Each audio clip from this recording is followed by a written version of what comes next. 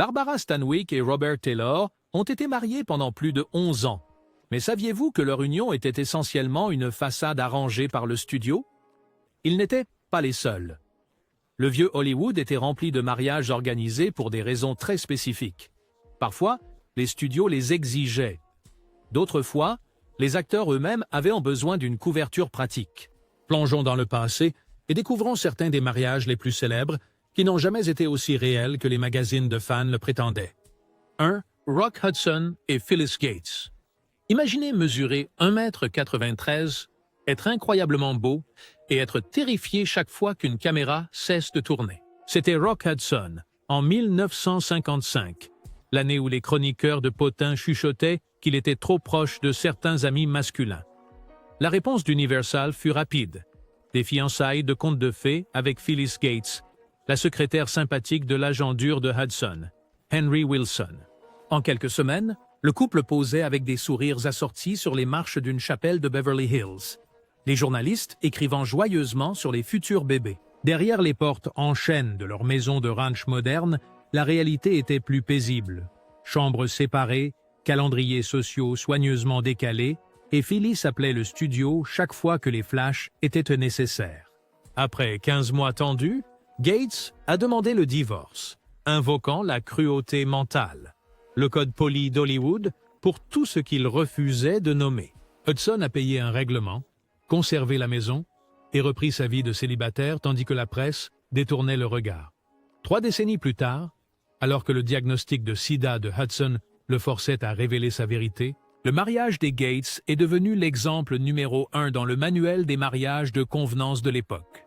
Un mariage soigneusement orchestré a offert à une superstar une autre décennie de succès au box-office, mais cela lui a coûté la chance de vivre ouvertement. 2. Vincent Minnelli et Judy Garland. Le mariage du réalisateur le plus talentueux de MGM et de sa chanteuse tourmentée ressemblait à un rêve en Technicolor, une cérémonie new-yorkaise enneigée en 1945, l'orchestre du studio en pleine montée, alors que Judy Garland disait oui à Vincent Minnelli. Pourtant, la romance, chuchotaient certains, était mise en scène aussi méticuleusement que Meet Me in St. Louis. Minnelli, élégant et doux, souvent aperçu dans les clubs gays clandestins de Hollywood, voyait sa réputation protégée par l'union, tandis que Garland gagnait un partenaire stabilisant pendant ses combats avec les pilules et la panique. Ils partageaient une électricité créative. Ensemble, ils ont donné naissance au classique The Clock et, plus durablement, à leur fille Liza. Mais les scènes domestiques étaient souvent des scénarios distincts. Vincent se retirant à des dîners entre hommes, Judy oscillant entre le travail et les sanatoriums. En 1951, sa dépression pendant les répétitions de Royal Wedding a poussé le divorce à la une des journaux. Les fans de Garland ont blâmé le surmenage. Les amis de Minnelli ont blâmé les pilules. Et MGM s'est discrètement éloigné des deux. Des décennies plus tard, les biographes ont décrit le mariage comme symbiotique. Non pas sans amour, mais fondamentalement professionnel, chaque partenaire trouvant refuge face aux censeurs moraux d'Hollywood, tout en donnant au public l'illusion du bonheur. 3.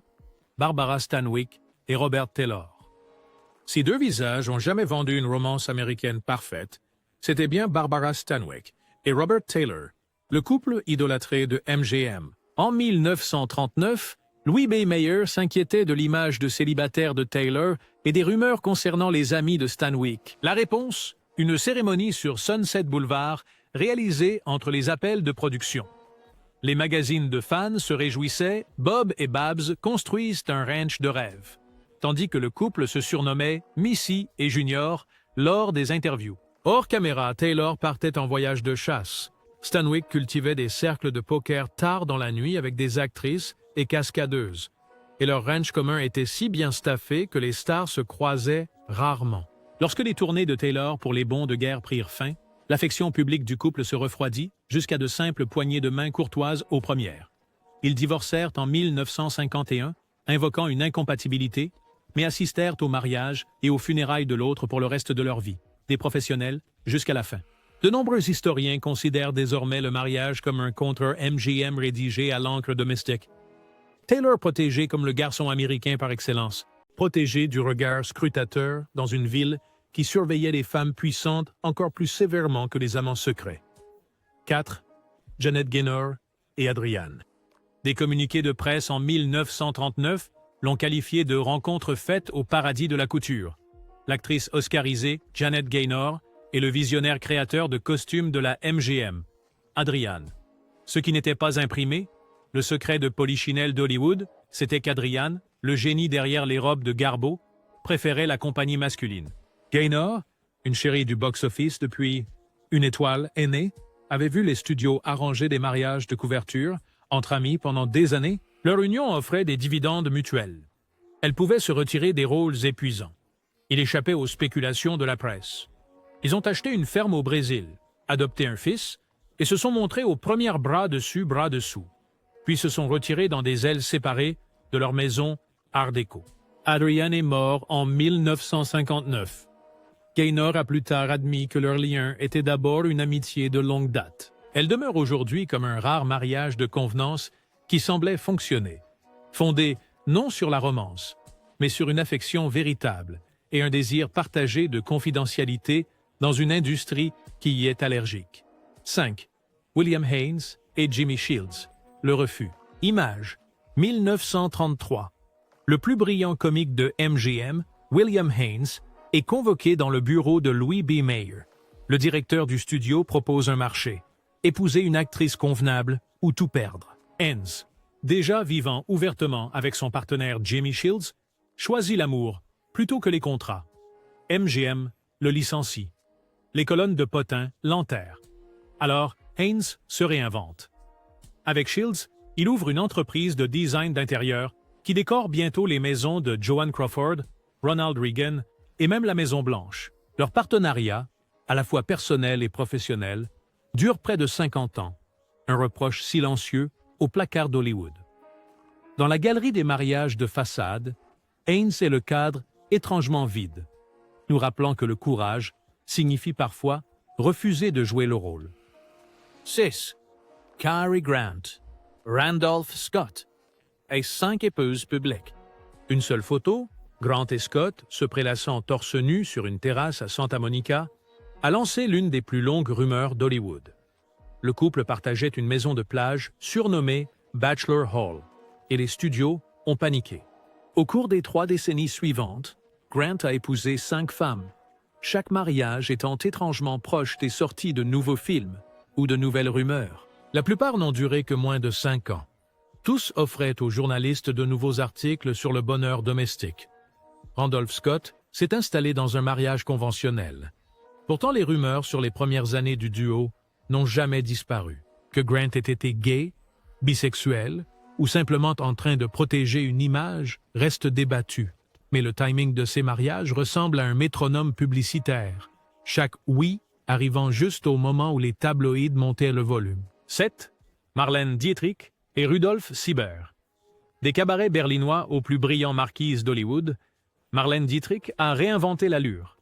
Pourtant, son statut matrimonial n'a jamais changé après 1923, lorsqu'elle a épousé l'assistant réalisateur Rudolf Sieber. Il a eu son seul enfant, puis s'est discrètement installé dans un élevage de poulets dans la vallée de San Fernando avec une autre femme. Dietrich s'engageait dans des liaisons légendaires. Hemingway, Gabin, Garbo, tandis que Sieber restait le mari légal qui signait des formulaires fiscaux occasionnels. Leur séparation à vie sans divorce a satisfait les parents catholiques et préservé le cosmopolitisme de Dietrich. Mystique. Dans les interviews, elle appelait Sieber son meilleur ami. Elle finançait son ranch. Il s'occupait de ses affaires. Ce n'était pas un mariage de convenance. Tous deux étaient notoirement bisexuels, mais c'était un mariage de papier mâché, maintenu par commodité, tandis que la star cultivait sa légende hors norme. 8. Tab Hunter et le mariage qui n'a jamais eu lieu. Les foules criaient lorsque Warner Brothers dévoilait Tab Hunter, l'idole des adolescents blonds aux traits carrés du milieu des années 1950. Les publicistes du studio l'associaient à Natalie Wood et Debbie Reynolds pour des séances photos. Pourtant, des rumeurs circulaient selon lesquelles les dirigeants avaient rédigé un contrat de mariage d'urgence au cas où un scandale éclaterait. Scan 1955, lorsque le magazine Confidential a menacé de révéler l'arrestation de Hunter lors d'une fête homosexuelle. Le studio a payé pour étouffer l'affaire. Le mariage de l'année avec une starlet saine a été planifié, puis annulé quand l'histoire est miraculeusement tombée dans l'oubli. Hunter a esquivé la chapelle, mais pas le placard. Ce n'est que dans ses mémoires de 2005 qu'il a confirmé cet échec de justesse, révélant à quel point Hollywood était sur le point de fabriquer un autre mariage en gros titre pour l'image de marque. 9. Janet Leigh et Tony Curtis. Les flashs crépitaient comme des feux d'artifice lorsque Janet Leigh et Tony Curtis s'embrassaient sur le balcon de leur mariage en 1951. Universal et MGM ont célébré. Deux stars montantes étaient désormais un ensemble prêt pour des pages dans des magazines. Le couple a produit des photos à succès et 2 filles. Mais en privé, Curtis se hérissait des comparaisons constantes et Leigh se lassait d'être suivie par des attachés de presse lors des soirées en amoureux. Les dirigeants de studio organisaient des interviews communes, même lorsque le couple travaillait sur des côtes opposées. En 1962, après que Psychose a propulsé Leigh vers une nouvelle célébrité et que Curtis a lutté contre ses addictions, le mariage parfait a craqué. Leur divorce n'a entaché ni l'une ni l'autre carrière, mais il a souligné une vérité. Ce qui avait commencé comme une attraction sincère était devenu un tapis roulant publicitaire, dont aucun ne pouvait s'échapper. 10. La photo de Richard Chamberlain et de sa compagne, soigneusement choisie. Jeudi soir chez Perrineau en 1963. Les flashs éclatent. La chroniqueuse mondaine Ada Hopper griffonne, alors que Dr. Kildare Cœur de Cible, Richard Chamberlain entre, bras dessus, avec la vive starlet Sharon Hugany. Les fans soupirent, les journaux impriment. Le gentleman parfait de la télévision trouve enfin l'amour. Et les comptables du studio se détendent, au moins pour une autre semaine. Ce que le public ne voit jamais, c'est que lorsque les photographes rangent leurs affaires, Chamberlain sort par une porte latérale, conduit sur Mulholland Drive et rejoint l'acteur-producteur Martin Rabet, son partenaire de 1976 jusqu'au milieu des années 1990. Dans les années 1960, cependant, une telle honnêteté aurait détruit l'image de Golden Boy que MGM et NBC étaient en train de créer. Les publicistes chorégraphiaient des dîners, des pique-niques à la plage et même des rencontres fortuites dans les épiceries avec des actrices comme Jane Fonda ou Joy Harmon. Les agencements de magazines mis en scène dans le logement de célibataire de Chamberlain montraient les essentiels du célibataire. Une guitare, une pile de disques classiques et juste un oreiller sur le lit. Dans les coulisses, les avocats du studio proposaient des contrats de mariage de convenance. Juste 1 an ou 2, Dick, puis une séparation facile. Chamberlain a refusé, pariant qu'il pouvait naviguer dans le tourbillon des potins des années 60 en semblant simplement toujours presque fiancé. Ça a marché. Les audiences ont grimpé en flèche. Des lettres de Teen Heartache ont inondé la salle de courrier de NBC et Chamberlain a transformé son charme irréprochable en Shakespeare à Broadway et en mini-séries épiques comme Shogun. 3 décennies plus tard, lorsqu'il a finalement révélé son homosexualité dans ses mémoires, les fans ont découvert la rébellion silencieuse derrière le sourire poli, preuve que même ne pas se marier pouvait être la performance la plus élaborée d'Hollywood. 11. Anthony Perkins et Barry Berenson. Anthony Perkins a jamais gravé dans la culture pop en tant que Norman Bates, se penche sur une tasse en porcelaine pour faire sa demande à la photographe de mode Barry Berenson, sœur du mannequin, actrice Marissa. Les tabloïds se réjouissent. La star ténébreuse a trouvé sa muse. Mais les confidents de Perkins se souviennent de nuits folles dans les années 1950, des pistes de danse ombragées avec Tab Hunter, des week-ends clandestins avec le danseur de ballet Grover Dale.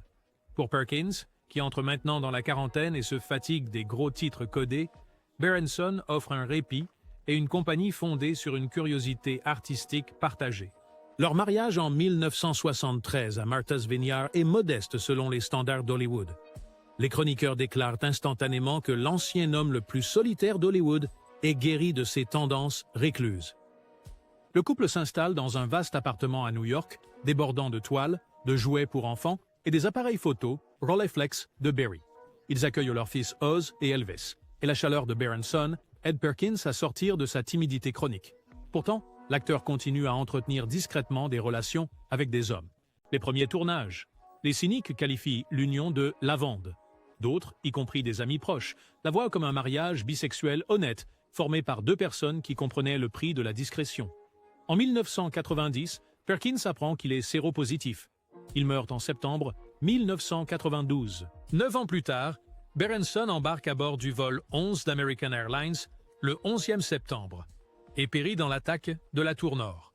Leur histoire d'amour, à moitié refuge, à moitié énigme, reste l'un des rappels les plus poignants de Hollywood qu'un mariage de façade peut encore contenir une véritable dévotion au milieu de l'éclat impitoyable de l'industrie. 12. Clifton Webb est le célibataire permanent des studios. Imaginez une soirée cocktail des années 40 où le distingué Clifton Webb lève un sourcil si aiguisé qu'il pourrait couper du cristal. Les journalistes adorent son esprit cultivé, les maires adorent ses manières courtoises, et les studios adorent les bénéfices. Ce qu'ils n'adorent pas, c'est le refus obstiné de Webb de se marier. Le département de publicité de la 20th Century Fox lance l'opération mariage, des séances photos en compagnie de Webb et de la starlette Ann Baxter, des rumeurs d'une cérémonie imminente avec la mondaine Barbara Hutton, même une photo de la Saint-Valentin de Webb offrant des roses à Gene Tierney. Webb, imperturbable, rentre chaque soir dans le manoir de Beverly Hills qu'il partage avec sa mère bien-aimée, Mabel. Les chroniqueurs finissent par le surnommer le parfait compagnon de maman. Pourtant, les recettes au box-office font taire les croisés moraux. Les célibataires sophistiqués de Webb, M. Belvedere, Waldo Lidecker, attirent les foules précisément parce qu'ils sont célibataires, urbains et énigmatiques. Les dirigeants insistent à nouveau lorsque Mabel meurt en 1960. Webb, approchant les 70 ans, renvoie un télégramme poli, regrette de ne pouvoir courtiser Miss qui que ce soit. Déjeune avec Noel Coward. Au moment où Webb meurt, en 1966, les attitudes du public ont commencé à changer et il quitte cette vie comme il a vécu, élégant, non entaché par le scandale, ayant prouvé que le talent et le charisme peuvent l'emporter sur la liste conventionnelle d'Hollywood, de l'épouse, des enfants et de l'image de maison avec palissade blanche. Son histoire est l'exception qui expose la règle.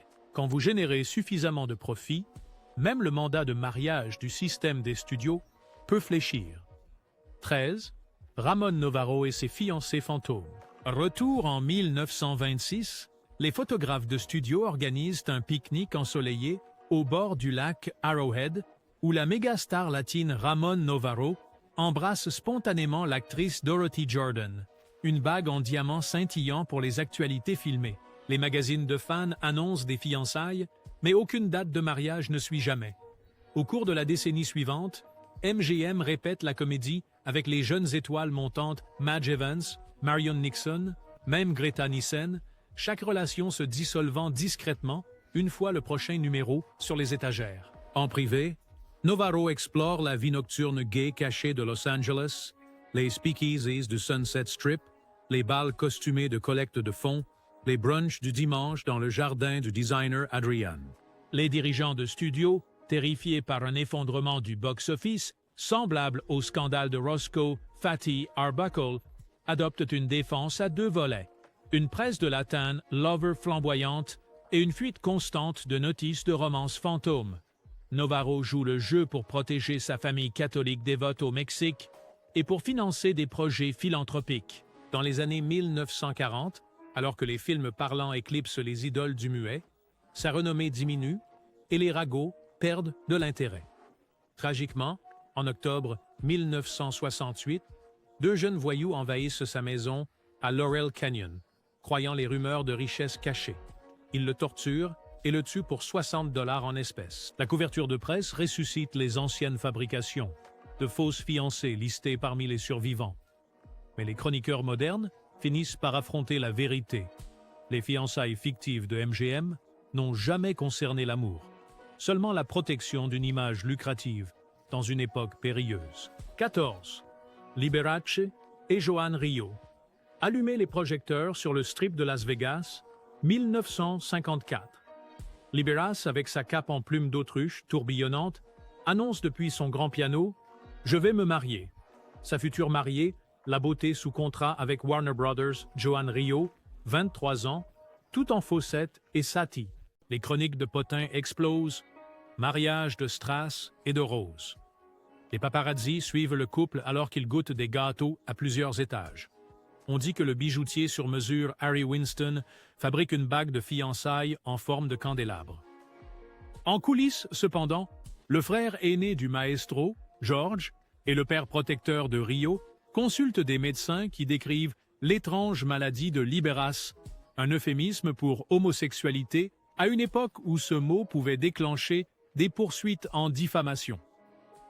Quelques jours avant la cérémonie, le père de Rio annule tout. Les agents de presse recadrent cela comme un acte galant. Libéras ne veut pas risquer d'exposer la chère Joanne à son emploi du temps exigeant. Le pianiste transforme le chagrin en or au box-office, dédiant « I'll be seeing you » à Rio lors de spectacles à guichet fermé, tout en rayonnant vers les matrones d'âge moyen qui désormais le plaignent et l'adorent encore plus. Le magazine Confidential le vise bientôt avec le titre infâme « Pourquoi la chanson thème de Libéras devrait être « Mad About the Boy ». Mais il intente un procès pour diffamation en Grande-Bretagne et gagne, brandissant le verdict comme une bague de pureté. Ses fiançailles annulées deviennent le tour de passe-passe ultime, une distraction scintillante qui dévie les rumeurs, approfondit la dévotion des fans et prouve qu'en Amérique des années 1950, même des fiançailles rompues pouvaient être orchestrées par le showbiz, juste un autre rappel spectaculaire. 15. James Dean et Pierre Angeli. Faites vrombir votre moteur et imaginez le parking de Warner Brothers, 1954. Le rebelle montant James Dean fait un wheeling sur sa moto Triumph alors que la starlette italienne Pierre Angeli émerge du plateau 7, ses cheveux en vague parfaite. Les photographes capturent le sourire spontané qu'il lui adresse. En moins de 24 heures, la chroniqueuse Louella Parsons proclame « Le jeune amour le plus chaud d'Hollywood ». Pourtant, les initiés savent que MGM a réservé Angeli pour le chanteur Vic Damone, un duo qui fusionnera l'élégance européenne avec l'attrait d'un crooner américain. Pendant ce temps, Dean déconcerte ses agents. Des rumeurs murmurent qu'il alterne entre des nuits avec l'actrice Barbara Glenn et des visites mystérieuses dans des bars gays sur Fairfax.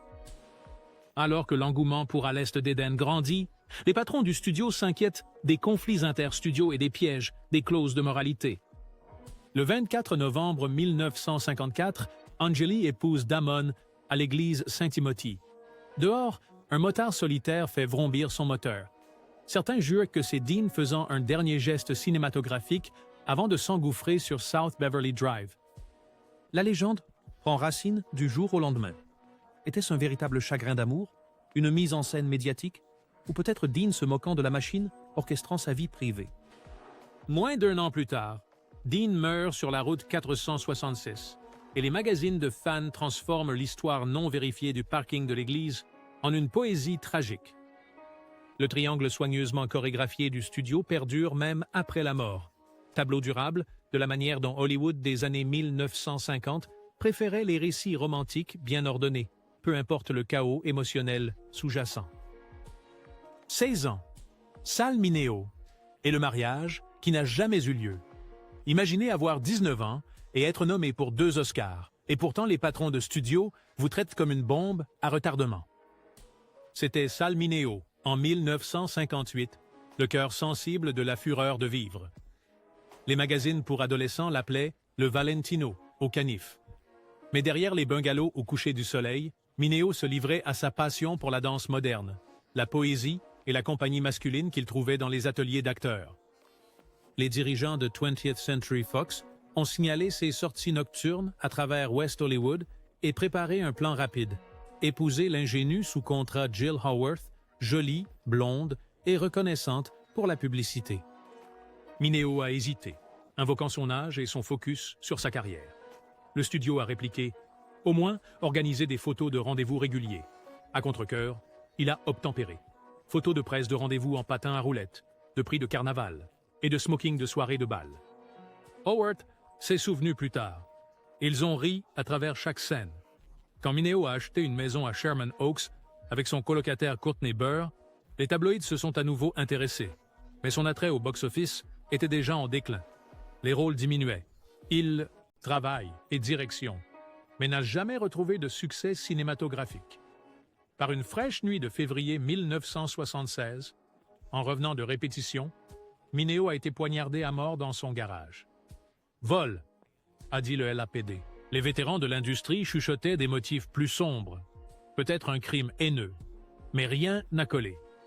Le refus de Mineo d'entrer dans un mariage de façade ne l'a pas tué, mais il a illustré le cruel calcul d'Hollywood.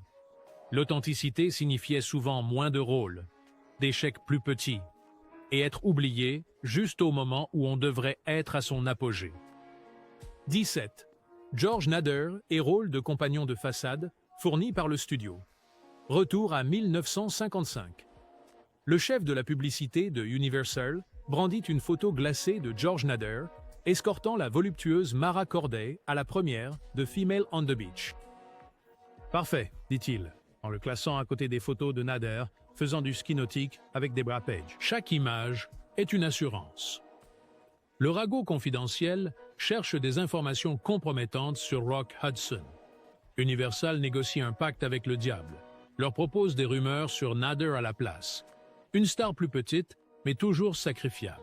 Le magazine imprime une insinuation malicieuse, mais tout ce qu'il possède, ce sont des ébats sur la plage mis en scène et des sourires sur le tapis rouge. Hors écran, le véritable compagnon de plage de Nader est le scénariste Mark Miller, son partenaire depuis plus de 40 ans.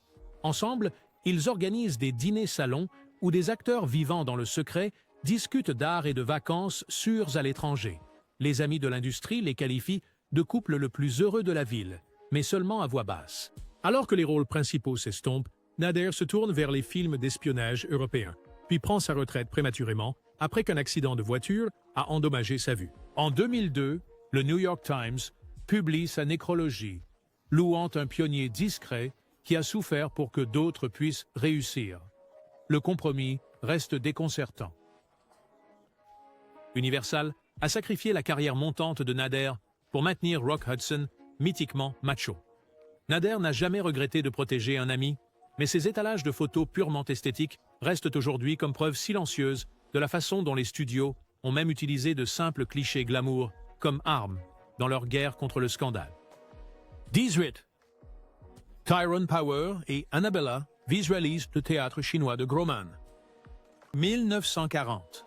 Des projecteurs balaient le bretteur Tyrone Power en tenue blanche, liant les doigts avec la chic actrice française Annabella, alors que des fans hurlants se bousculent pour des autographes. Le magnate de la Fox, Daryl F. Zanuck, a jadis interdit leur romance. Le statut de célibataire de Power vendait des billets, mais l'indignation publique après Suez l'a convaincu de céder, à condition que le mariage devienne un spectacle de studio. Les photographes ont capturé chaque détail. Des bagages monogrammés pour une lune de miel à Lake Tahoe, une robe de mariée dessinée par la légende, des costumes de Fox, Travis Banton, des télégrammes du président Roosevelt. Pourtant, 3 mois plus tard, Power s'embarqua pour servir comme pilote de transport pendant la Deuxième Guerre mondiale, réalisant des vols de combat dans le Pacifique, tandis qu'Annabella divertissait les troupes alliées en Europe. Les titres de séparation indiquaient « patriotique », mais les rumeurs circulaient que Power profitait de la camaraderie masculine à l'étranger, tandis qu'Annabella entretenait une amitié avec le dramaturge Leonard Gershon à la maison. Après le divorce en 1948, Zanuck a remodelé Power en célibataire globe-trotter dans The Black Rose, effaçant le mariage des brochures de fan club. Les biographes considèrent maintenant l'union comme un hybride, une passion authentique des débuts écrasée par la distance de guerre et l'exigence du studio que Power reprenne sa disponibilité de cœur à prendre. En 1958, Power s'effondre sur un plateau à Madrid, mort d'une crise cardiaque à 44 ans. Annabella reste à Los Angeles, enseignant discrètement l'art dramatique jusqu'à sa mort en 1996. Leur parcours doux amer témoigne de la guerre entre le bonheur personnel et les marges bénéficiaires d'Hollywood. 19. Montgomery Clift et les mariages qu'il a évités apparaissent en 1949. New York, le prodige du théâtre Montgomery Clift, se prélasse en coulisses de A Place in the Sun, des marques de rouge à lèvres laissées par des danseuses admiratives sur sa joue. Paramount suggère qu'il en épouse une. Le public veut des certitudes, insiste-t-il. Excuse. invoquant la liberté artistique. Les publicistes se tournent vers une association platonique avec Elizabeth Taylor pour des photos sur un yacht à Cannes. Les colonnes s'extasient. Les plus beaux amis d'Hollywood vont-ils se marier? Clift hausse les épaules, joue le jeu par affection pour Liz, mais ne signe jamais. Lorsqu'un accident de voiture en 1956 brise son visage, le studio intensifie la pression. Un mariage sympathique pourrait redorer son image. Il refuse toujours. Choisissant des rôles rigoureux plutôt que des refuges romantiques, Lonely Hearts, soudain, l'été dernier. Les assureurs augmentent les primes. Les producteurs se plaignent qu'il est difficile. Pourtant, des réalisateurs d'Elia Kazan à John Huston se battent pour son génie. Le monde hors écran de Clift devient un refuge bohème de photographes, de compositeurs et de l'amant masculin occasionnel rencontré par le biais du cercle de Tennessee Williams. Sa santé se détériore. Il meurt en 1966 à 45 ans. Il n'y a pas de veuve en deuil, seulement Elizabeth Taylor, qui l'appelle « l'homme le plus beau qui ait jamais vécu ». Sa position ferme contre le mariage de façade lui a coûté des millions, mais son héritage redéfinit le jeu d'acteur en un terrain brut et psychologique, prouvant que l'intégrité, bien que tourmentée, pouvait survivre au système des studios lui-même. Le 20, Peter Lawford et Patricia Kennedy. Imaginez un crépuscule de juillet sur la pelouse de la famille Kennedy à Yannisport, 1953. Le charmeur britannique, Peter Lawford, renvoie une balle de tennis tandis que Jack et Bobby le chahutent gentiment, et la timide Patricia, Pat Kennedy, sourit depuis le porche. Un an plus tard, le mariage unit Hollywood et Camelot sous les lustres de l'église Saint-Thomas-More. Les gros titres les couronnent « Couple de pouvoir de la décennie ». MGM en profite, positionnant Lawford dans des comédies sophistiquées, tandis que le Parti démocratique gagne un représentant de célébrité tout près.